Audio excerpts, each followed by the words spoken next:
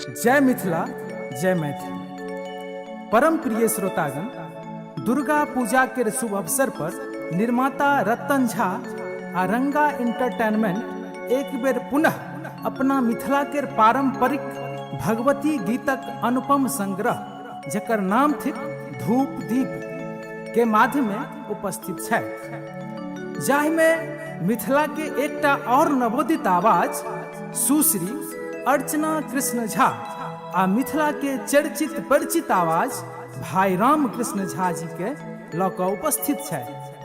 एह एल्बम के गीतकार मिथिला के धरोहर आ सुप्रसिद्ध कवि आदरणीय श्री श्याम बिहारी राय सरस जी व संगीत से झमकौने छथि श्री राजेश दत्त जी।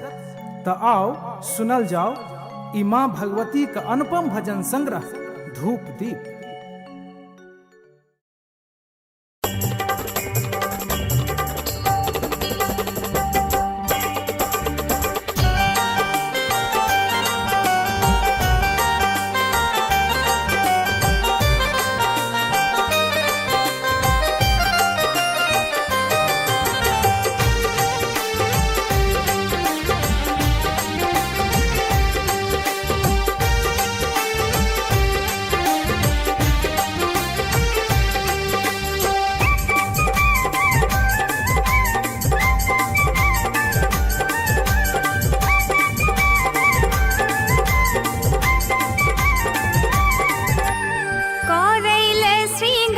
चले